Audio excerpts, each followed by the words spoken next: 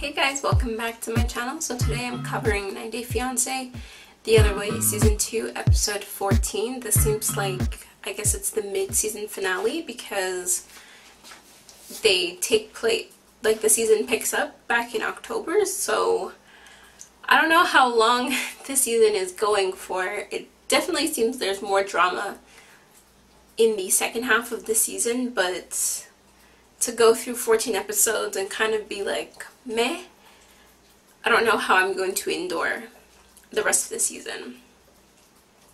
The season finale was kind of uneventful. They didn't show anything. So this is going to be probably a quicker review than normal. So first we have Jenny and Sumit. Once again, the whole I want to get married, I need my parents to not interfere with my marriage type of thing is the same storyline. The only difference this time is that we actually do get to meet Sumit's parents. They kind of share their feelings towards Jenny, which they're obviously not supportive. They talk about Sumit wasn't upfront with them initially about why Jenny was there, so they thought like this is his friend, but then realized that they were in a relationship, which I'm like, he didn't put two and two together while he was upstairs with her, and she thought that, his mom thought that Jenny would have stayed for maybe a couple days a week, but she ended up staying for 4 months. They were very accommodating. But it takes, like, what takes place is that Sumit is going to head over to his parents, and that's kind of it. You don't actually see him meet his parents, or you don't like hear any of the conversation. So once again, it's uneventful. Next we have Armando and Kenneth. So Kenneth's kids are now leaving. They're headed back to the States, and Armando and Kenneth are going back to Armando's hometown to pick up Hannah, his daughter, and for him to meet his parents, and then maybe tell his parents also that he's engaged to Kenneth. There's a lot happening. Even though there's a lot happening, you don't see anything. You see him say goodbye to his daughters, you see them get in the car, and you see them head off to his hometown. You don't actually see anything happen, so that's for the second half of the season, but it was uneventful once again. So next you have Ariel and Binyam. So for them, this takes place maybe a day after her mom leaves, and she has this like stink ass attitude. And I could understand if Binyam was doing things to her or he was saying things, but this is the reason she has this attitude, the reason why she's so stank and like, is because she doesn't want to be there. Ariel needs to admit to herself that she doesn't want to be there. That it was all fun and games until it got serious.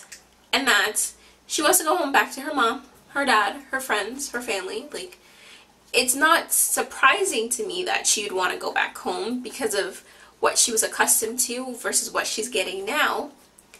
And it doesn't seem feasible, well, to me, that she would get anything on that level, including her way of living and income and job. Like, I don't know what she expected. She's anxious, she's frustrated, she's angry, and she's taking it all out on Binyam. They need to figure out how to communicate better, whether it's Google Translate app, getting a translator, something.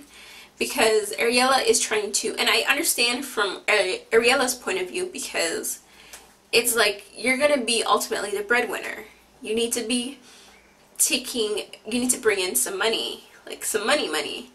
And you're talking about this apartment that's going to magically get ready in a week when it looks like you're nowhere close to getting done.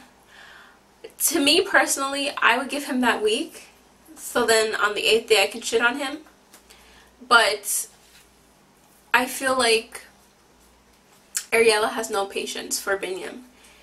And with Binyam, he's not really comprehending Ariella's feelings and thoughts because he doesn't quite understand either. So she had found some apartments for them to go look at, and they go look at this apartment, which It looks like a very standard type of apartment you'd get in America.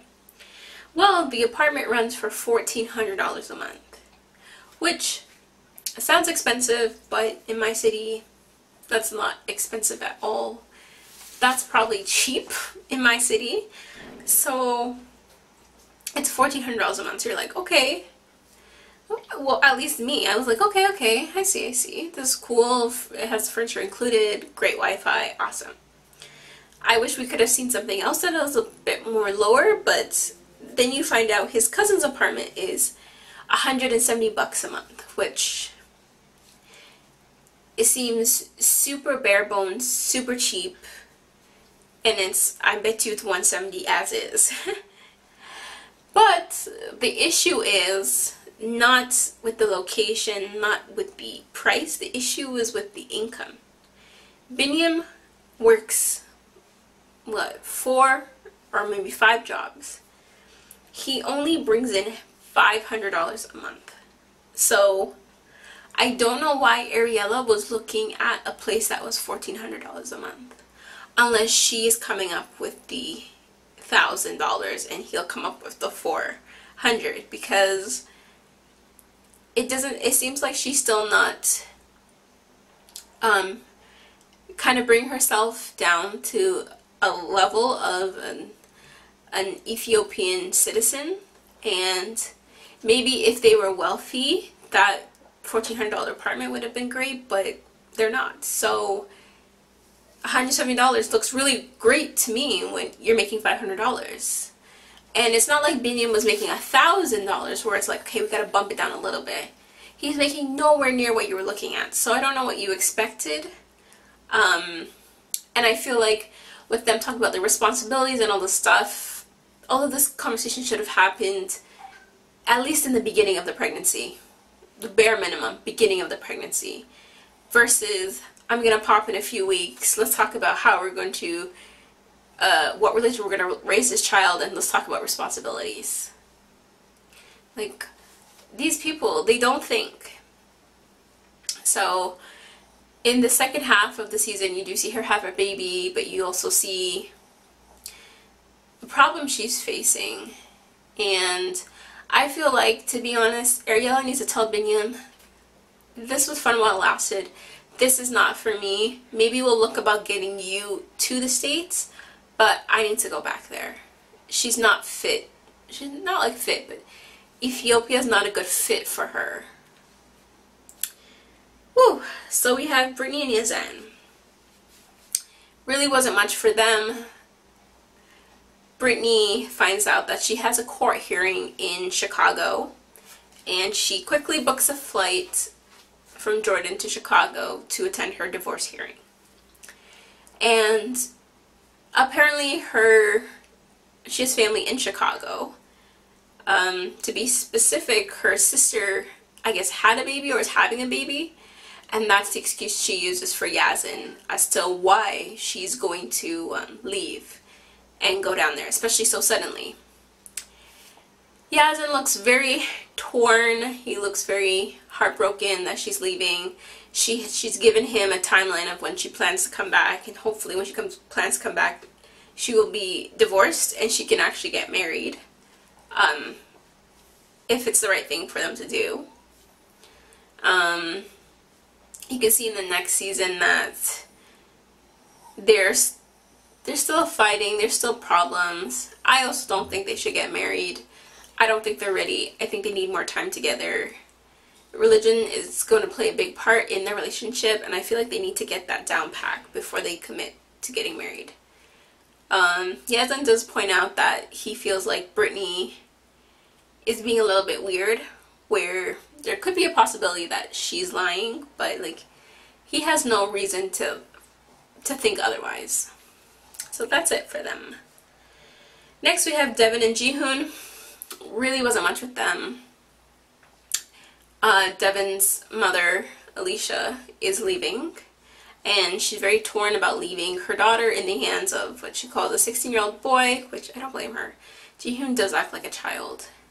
Constantly borrowing money from his folks, don't really want to work, but he has responsibilities. So she just kind of voices that to Devin and kind of tells Devin to take care of herself. Ji-hoon is so happy, over the moon, that Alicia is gone and he can finally breathe, because she can be, first of all, she comes off a bit rude, but she could be very intimidating.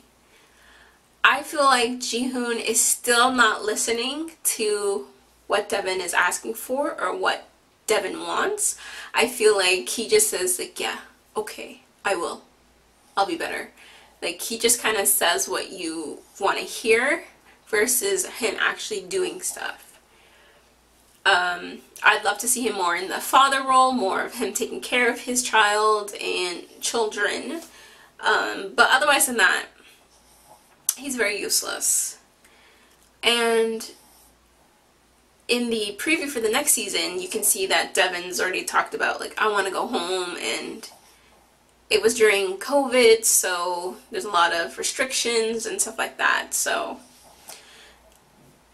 if she leaves the United States, if she leaves Korea again, she should not come back. It's not going to work. And then, last but not least, we have Tim and Melissa. These people, first of all, Melissa made it clear that she is not considering marrying Tim at all. So, you're on a show called 90 Day Fiance. If there's no marriage in the horizon, why are you on the show? Tim talks to her about what happened in the job, in the employment office, where it would be better if he could get married versus having a company sponsor him. Melissa says no. And then he says, like, well, if anything happens, like if I were to run out my savings and I had to go back to the United States, well, I already have, like, I have my job. Melissa didn't know that, and Melissa's like, oh, so it's like that. They get into a fight. He storms off. Like, I don't know. I feel like Melissa doesn't like him. I feel like Tim is trying, but he's getting frustrated at this point, and Melissa's like, whatever, do you. I don't care. She brings up the cheating a lot, and unless maybe they get counseling or something, I don't know how she can get past this. I feel like if she doesn't get past this, like, he needs to go back home, because this is, I blame him, this is 100% his fault, but if you decided to give him a chance, and then you're not giving him a valid chance, like, then leave, then go. So, hopefully they're able to solve their issues, but there's no marriage on the horizon with them. So, with that being said, this is my last recap of 90 Day Fiance The Other Way, Season 2, Episode 14 for now. I'll pick back up in October. Hopefully the second half of the season is, 1, shorter, 2, it's more drama filled. But with that being said, don't forget to like, comment, and subscribe. Thanks for watching.